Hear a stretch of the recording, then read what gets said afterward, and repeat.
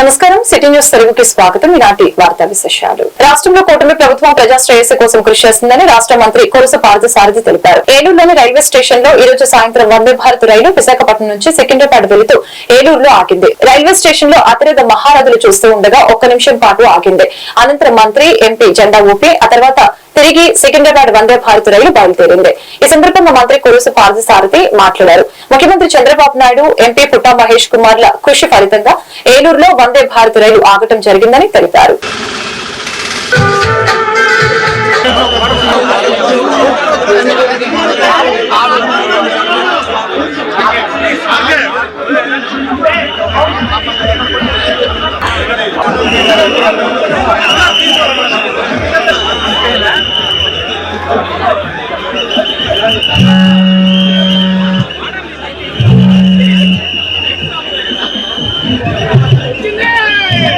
దయచేసి ప్లాట్ఫామ్ కి ఒక అడుగు దూరంలో నిలబడాలి.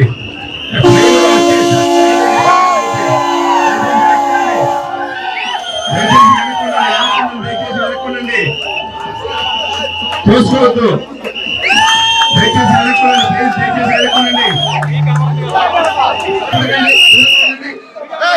సెల్ ఫోన్లు కెమెరాలు అన్ని కూడా దూరంగా జరగండి. వెళ్ళకండి.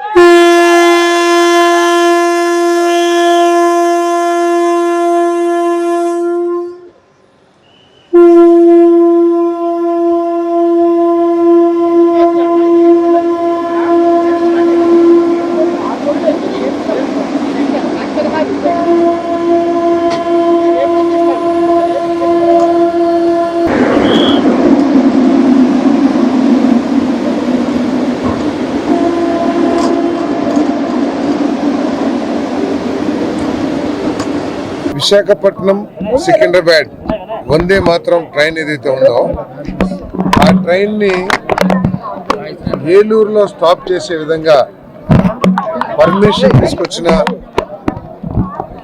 మన ప్రీతం పార్లమెంట్ సభ్యులు పుట్టా మహేష్ గారిని నేను ప్రత్యేకంగా అభినందిస్తూ ఉన్నాను. ఎందుకంటే తక్కువ సమయంలో ఏలూరు నుంచి హైదరాబాద్ చేరుకోవటానికి, ఏలూరు జిల్లాలో పనులు పూర్తి చేసుకుని సాయంత్రానికి హైదరాబాద్ వెళ్ళిపోవటానికి వ్యాపారస్తులకి, ట్రేడర్స్కి, వీళ్ళందరికీ కూడా చాలా ఉపయోగకరంగా ఉంటుంది. ఉద్యోగస్తులు కూడా కొంతమందికి ఈ సర్వీస్ చాలా ఉపయోగకరంగా ఉంటుందని చెప్పేసి భావిస్తున్నాను. మరి పార్లమెంట్ సభ్యులు పుట్టా మహేష్ గారు కేంద్ర ప్రభుత్వం నుంచి వచ్చే అన్ని విధమైన ఫండ్స్ తీసుకురావడంలో కానీ, ప్రాజెక్టులు తీసుకురావడంలో కానీ చాలా మెలకువగా, చాలా ఎఫిషియెంట్గా పనిచేస్తున్నందుకు యువకుడైన పార్లమెంట్ సభ్యుడు పుట్టా మహేష్ని ప్రత్యేకంగా అభినందిస్తూ మరి భారత ప్రభుత్వానికి కూడా ఇక్కడ ఈ స్టాపేజ్ పర్మిషన్ ఇచ్చినందుకు ధన్యవాదాలు తెలియజేస్తాం. రైల్వే మినిస్టర్ గారికి, చంద్రబాబు నాయుడు గారికి, లోకేష్ గారికి, పవన్ కళ్యాణ్ గారికి, ప్రతి ఒక్కరికి నమస్కారాలు, కృతజ్ఞతలు తెలుపుకున్నాం ఏలూరు తరఫున. ఇవాళ ఈ వందే భారత్ స్టాప్ ఓవర్ ఏలూరుకి రావడం ఎంత అవసరం ఉందంటే, ఇవాళ పరిశ్రమలకైనా కానివ్వండి, అలాగే యువతకైనా కానివ్వండి, ఇక్కడ నుంచి ఉద్యోగాల కోసం హైదరాబాద్కి పోయేటోళ్ళకైనా కానివ్వండి, ఎంతో ఈ వందే భారత్ స్టాప్ ఓవర్ ఉపయోగపడుతుంది. ఇవాళ ఈ వందే భారత్ స్టాప్ ఓవర్ రావడానికి ఎంతో కష్టపడ్డాం. ఈ ఫెసిలిటీని అన్ని కూడా ఏలూరు ప్రజలు వాడుకోవాలని అందరినీ కోరుకుంటున్నాము. ఎందుకంటే ఇవాళ టికెట్స్ బట్టి ఈ ట్రైన్ కంటిన్యూస్గా ఉంటుందో లేదో డిసిషన్ జరుగుతుంది. అందుకే ప్రతి ఒక్కరు ఏలూరు పార్లమెంట్ ప్రజలందరూ కూడా ఈ ఫెసిలిటీని వాడుకోవాలి. ఇవాళ మీ అందరికీ చెప్పినట్లే వందే భారత్ స్టాప్ ఓవర్ని ఎలక్షన్ టైంలో హామీ ఇవ్వడం జరిగింది. అదే రకంగా ఫస్ట్లోనే మాట్లాడి ఇది తీసుకొని రావడం, ఎందుకంటే మనం కూడా మన రాష్ట్రం కూడా అభివృద్ధి చెందుతుంది. అదే రకంగా జిల్లా ఎస్పీ ప్రతాప్ శివకిషోర్ మీడియా సమావేశం ఏర్పాటు చేశారు. ఈ సందర్భంగా ఎస్పీ మాట్లాడుతూ జిలుగు మిల్లి సర్కిల్ పోలీసులు ఒక ముఠాను పట్టుకున్నారు. వీరు ట్రాన్స్ఫార్మర్లోని కాపర్ వైర్ దొంగతనం చేసి రైతులకు నష్టం కలిగిస్తున్నారు. తోటా శ్రీనివాస్ అనే వ్యక్తి ఢిల్లీ వరకు వీటిని అమ్మటం సొమ్ము చేసుకుంటున్నాడు. రైతులు మళ్లీ బోరు పాయింట్లకు వెళ్లి మళ్లీ 30,000 వరకు నష్టం వాటిల్లుతుంది. అమ్మిన కాపర్ వైర్ కొనే వారికి కూడా కఠిన శిక్షలు అమలు చేస్తాం. బంగారం కొనే వాళ్ళు కూడా ప్రాపర్ ఎవిడెన్స్ తో సరిచూసి కొనాలి, లేదా శిక్షలు తప్పకుండా ఉంటాయని తెలిపారు. బుట్టాయిగూడెం, జిలుగుమిల్లి వంటి ప్రాంతాల్లో ఈ దొంగతనాలు ఎక్కువగా జరుగుతున్నాయని తెలిపారు. సుమారు 400 కేజీల వరకు పోలీసులు రికవరీ చేశారని ఎస్పీ తెలిపారు.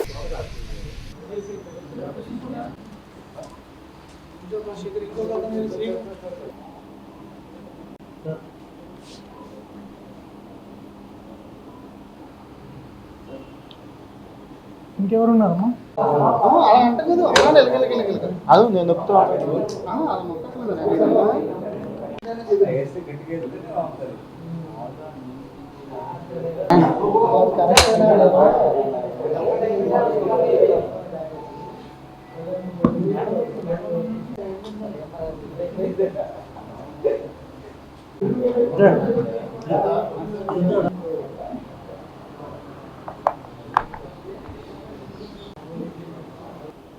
సర్కిల్ పోలీస్ అందరు కలిసి ఒక మంచి ముఠాను పట్టుకున్నారు.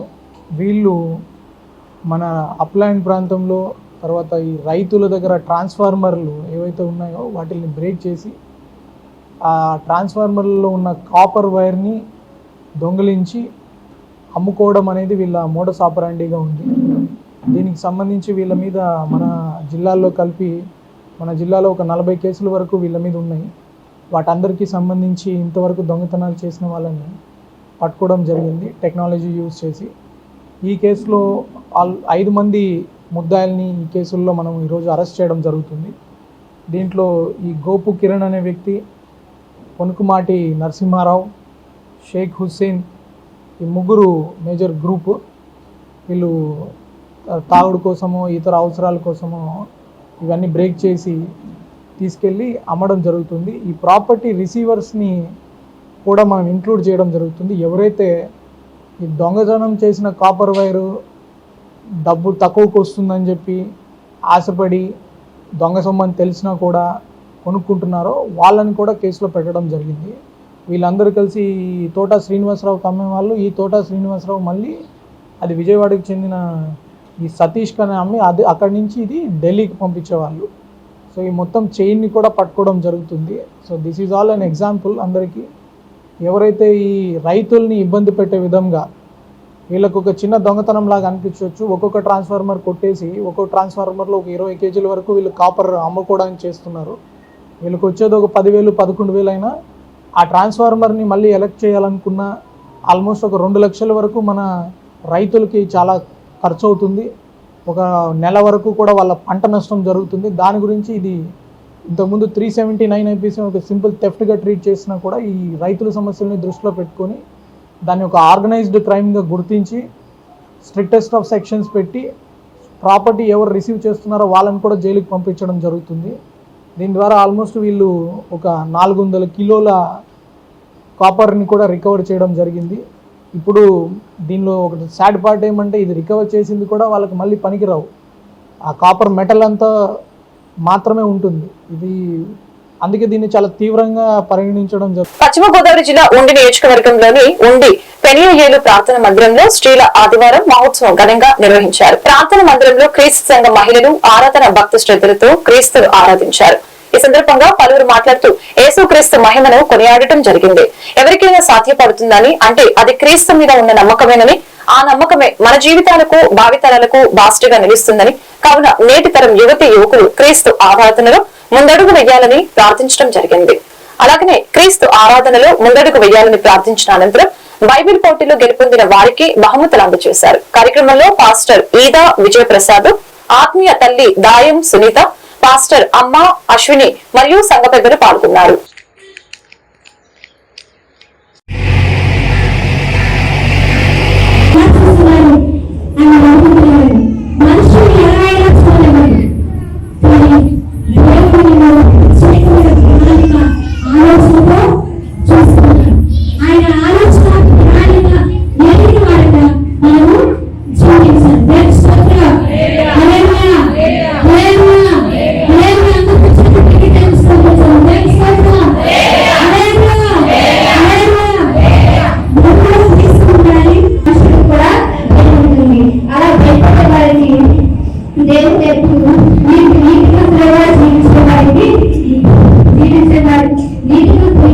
ఎన్నో భయం ఉన్నా వాటిలో నుండి దేవుడు మనల్ని తప్పిస్తాడు.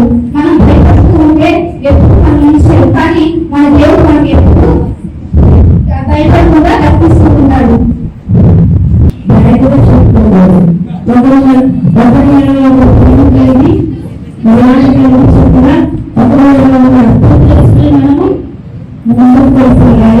సంఘంలో మంచి పాత్ర ఉన్నా లేకపోయినా దేవుడు నమ్ముకున్నాను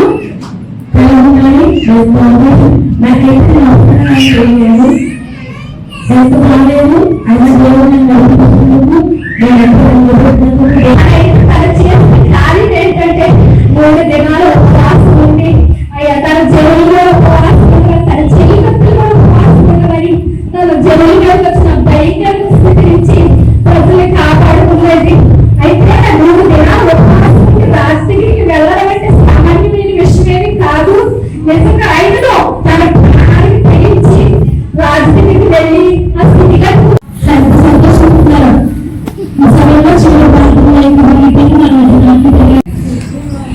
ప్రతి శనివారం మానగాన సాయి గారు ఉపవాసం రావడం జరుగుతుంది. అనేక మంది స్త్రీల కోసం, వాటిల్లో ఎందరో స్త్రీల కోసం మాట్లాడుతూనే వస్తూ ఉంటాను. రోజు రోజు మీకు వినే కొద్ది మనుషులలో స్త్రీలో ఉండాల్సినటువంటి క్వాలిటీస్ మిస్ అవుతా ఉన్నాను. ఉమెన్స్ అంటే చేశారంటే సజీవ ప్రేరణ మినిస్ట్రీ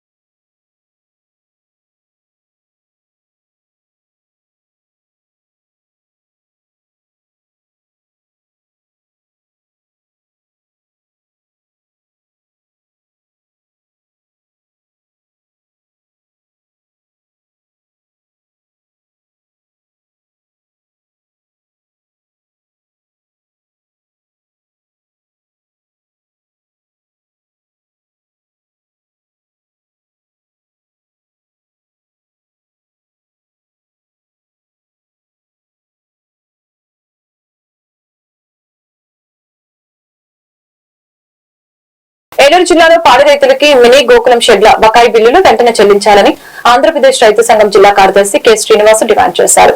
సోమవారం ఉంగుటూరు మండలం అక్కుపల్లి గోకవరం గ్రామ సచివాలయం సమీపంలో ఆంధ్రప్రదేశ్ రైతు సంఘం ఆధ్వర్యంలో రైతులు సమావేశం నిర్వహించడం జరిగింది. ఈ సందర్భంగా శ్రీనివాస్ మాట్లాడారు. పాడి పశువుల కోసం నిర్మాణం చేసిన షెడ్లని 90% సబ్సిడీ బకాయి బిల్లులు అందకపోవడం వలన పాడి రైతులు గత 5 సంవత్సరాలుగా ఇబ్బందులు పడుతున్నారని తెలియజేశారు.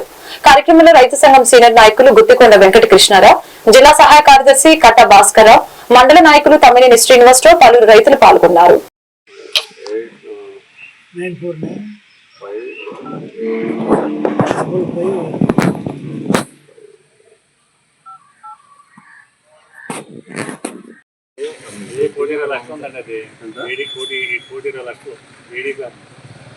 మనం ఇచ్చిన డీడీ పెట్టుబడి ₹1,20,00,000 మనం ఇచ్చిన డీడీ ఇచ్చేస్తాను.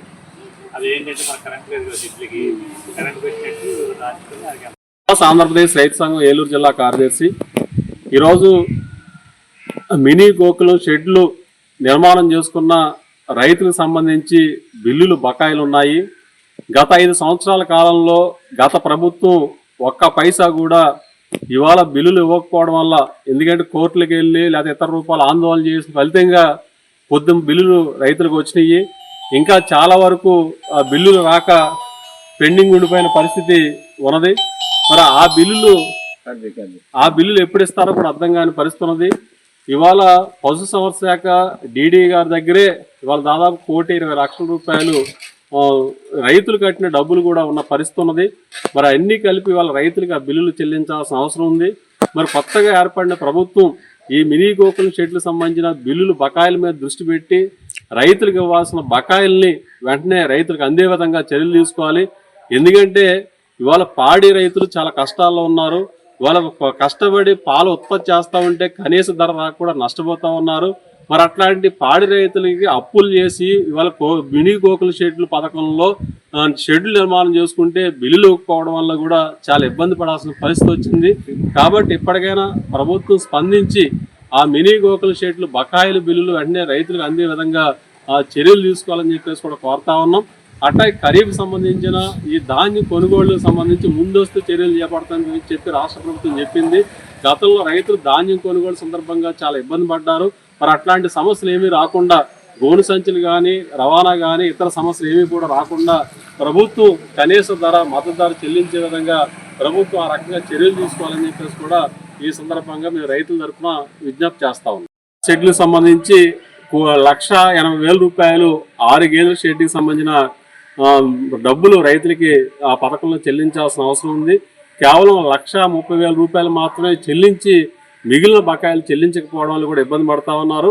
కాబట్టి ఆ మిగిలిన బకాయిలు కూడా రైతులకు అందే విధంగా చర్యలు ఉండాలని చెప్పేసి కూడా కోరుతా ఉన్నాం. ఏలూరు జిల్లా ఏలూరులోని మార్కెట్ యార్డు హమాలీ వర్కర్స్ యూనియన్ ఆఫీస్ లో ఐఎఫ్టియు అనుబంధ సంఘాల సమావేశం జరిగింది. ఈ సమావేశానికి ఐఎఫ్టియు ఏలూరు నగర ఉపాధ్యక్షులు దొల్ల వీరినాయుడు అధ్యక్షత వహించారు. ఈ సందర్భంగా ఆయన మీడియాతో మాట్లాడారు. దేశంలో సంఘటిత కార్మిక వర్గంపై కేంద్ర రాష్ట్ర ప్రభుత్వాలు చేస్తున్న నైపుణ్యంలో తీసుకుని రావాల్సిన చట్టాలని తీసుకుని రాకుండా కార్మిక హక్కులు హరించే 4 లేబర్ కోడ్లను ప్రవేశపెట్టి కార్మికుల గొంతు కోసే చట్టాలను తీసుకువచ్చిందని, ప్రధానమంత్రి మోదీ విధానాలని వ్యతిరేకంగా కార్మిక వర్గాన్ని చైతన్యం చేయాలనే నేపథ్యంలో రాజకీయ తరగతులు ఏర్పాటు చేస్తున్నట్లు తెలియజేశారు. సెప్టెంబర్ 1వ తేదీన ఐఎఫ్టియు అనుబంధ సంఘాల కార్మికులకి తరగతులు ఏర్పాటు చేయడం జరుగుతుందని తెలియజేశారు. ఈ సమావేశంలో గడసాల రమణ, పండు, సింహాచలం భూపతి, జి నాగేశ్వరరావు, కోసూరు నూకరాజు, బండి నాగేశ్వరరావు, పాతల అప్పారావు, యేసుబాబు తదితరులు పాల్గొన్నారు. రేపు పక్షానికి జరిగిన ఐఎఫ్యు రాజకీయ తరగతులను ఐఎఫ్యు నగర రాజకీయ తరగతులను ఐఎఫ్యు నగర రాజకీయ తరగతులను సెప్టెంబర్ 1న జరిగే ఐఎఫ్యు రాజకీయ తరగతులను ఏప్రిల్ చేయండి పక్షదారికి జరిగే ఐఎఫ్యు రాజకీయ తరగతులను ఎర్రా శ్రీనివాసరావు ఐఎఫ్టియు నగర ప్రధాన కార్యదర్శి ఏలూరు. ఈరోజు ఐఎఫ్టియు అనుబంధం ఉన్న కార్మిక సంఘాల ముఖ్య కార్యకర్తల సమావేశం మార్కెట్ యార్డ్లో నిర్వహించాం. ఈ సమావేశం ఉద్దేశం ఐఎఫ్టియు స్టేట్ పిలుపులో భాగంగా ఐఎఫ్టి అనుబంధ కార్మిక సంఘాల ముఖ్య కార్యకర్తల రాజకీయ తరగతులు జరపాలని ఐఎఫ్టియు పిలిపించింది. ఆ పిలుపులో భాగంగా రేపు సెప్టెంబర్ 1 తారీఖున ఐఎఫ్టి అనుబంధ కార్మిక సంఘాల ముఖ్య కార్యకర్తలు రాజకీయ తరగతులు నిర్వహించబోతున్నాం. ఈ రాజకీయ తరగతుల ఉద్దేశం కార్మిక వ్యతిరేక ప్రభుత్వ విధానాలు, అలాగే కార్మికుల కర్తవ్యం, ఐఎఫ్టియు పని విధానం, సమాజంలో జరుగుతున్న మార్పులు, ఇవన్నీ ఒక విశ్లేషణ చేసుకొని స్టేటు సెంట్రల్ నాయకత్వాలు ఒక క్లాసులు తీసుకొని ఐఎఫ్టియును బలోపేతం చేయడానికి ఉపయోగపడే దిశగా ఈ క్లాసులు జరుగుతాయని చెప్పి తెలియజేస్తాం. చిన్ని కృష్ణుని ఆశీర్వాదం చల్లని దీవెనలతో రాష్ట్ర ప్రజలు సుభిక్షంగా ఉండాలని రాష్ట్ర గృహ నిర్మాణ శాఖ సమాచార శాఖ మంత్రి పొలుసు పార్థసారథి తెలిపారు. నూజివీడు నియోజకవర్గం ఆగిరిపల్లి మండలం ఆగిరిపల్లి గ్రామంలో వేంచేసి ఉన్న శ్రీకృష్ణుడి గుడి సన్నిధానంలో నిర్వహించిన శ్రీకృష్ణుడి జన్మదిన వేడుకల్లో మంత్రి పాల్గొని మాట్లాడారు. ముందుగా మంత్రికి వేద పండితులు, అర్చకులు మేళతాళాలతో పూర్ణ కుంభంతో ఘన స్వాగతం పలికారు. అనంతరం ప్రత్యేక పూజలు నిర్వహించి దుస్సాలతో సత్కరించారు.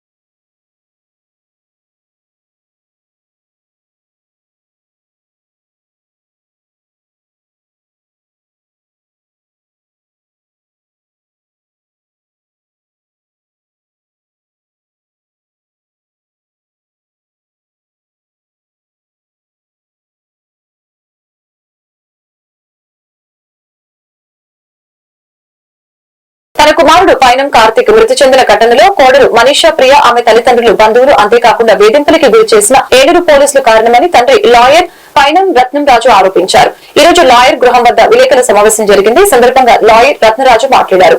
2017 సంవత్సరం తన కుమారుడు కార్తిక్ హైదరాబాద్ కు చెందిన మనీషా ప్రియతో ఏలూరులో ప్రేమ వివాహం జరిగిందని తెలియజేశారు. ఏదేమైనప్పటికీ మృతి చెందిన పైనం కార్తిక్ ఆత్మశాంతి కలగాలంటే వేధింపులకి గురి చేసిన వారందరికీ కఠినంగా శిక్ష పడాలని తెలిపారు.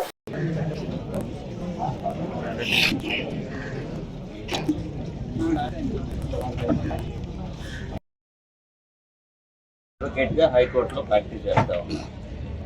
ఇటువంటి పరిస్థితుల్లో ప్రెస్ మీట్ పెడతామని మేమైతే ఊహించలేదు. పైనం కార్తిక్ మరియు వాళ్ళ నాన్నగారు ఎటువంటి రత్నరాజు గారు బాగా తెలుసు. ఎందుకంటే ఆయన రాజూస్ ఐఏఎస్ అకాడమీ అనేది రన్ చేస్తున్నారు. ఈ ఐఏఎస్ అకాడమీలో ఆయన యొక్క బోధన అంటే జూనియర్ సివిల్ జడ్జిగా ఆయన కోచింగ్ ఇస్తూ ఉంటారు.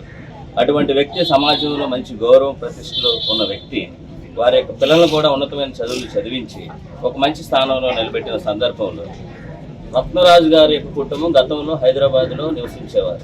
ఆ కోణంలో సెంట్ మ్యాట్రిక్స్ అనే స్కూల్లో వాళ్ళు చదువుకున్నారు.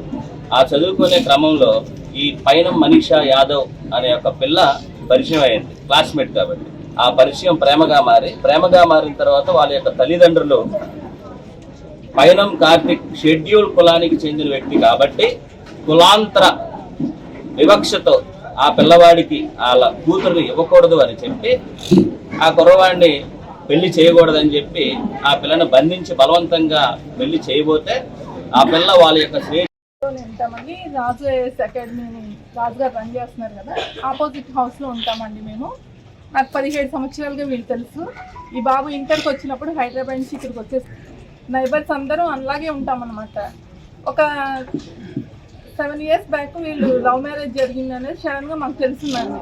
అప్పుడు మేము ఆ పాపతో చెప్పాము, వచ్చేస్తే సరిపోదమ్మా, ఇప్పుడు నీ తల్లిదండ్రులు వద్దనుకుని రేపు అదే దీని మీద నువ్వు లైఫ్ లాంగ్ నిలబడి ఉండాలి, అప్పుడే ఇటువైపు అటువైపు ఉంటారంటే వాళ్ళు ఎవ్వరూ వద్దని అమ్మాయి ఎన్ని కేసులు వాళ్ళ పేరెంట్స్ వైపు పెట్టి ఇటువైపు నిలబడిందండి. నిలబడినప్పుడు ఈ ఇంట్లో 2 మగపిల్లలేనండి వీళ్ళకి. ఈ వచ్చిన కోడల్ని నిజంగానే రాజుగారు 2 కప్పుల పిల్లలకి బూస్ట్ కలిపి ఆ కోడల కోసం పాలు కూడా కలిపి 3 ఇచ్చేవారండి. అంత బాగా ఉండేవారు అనమాట.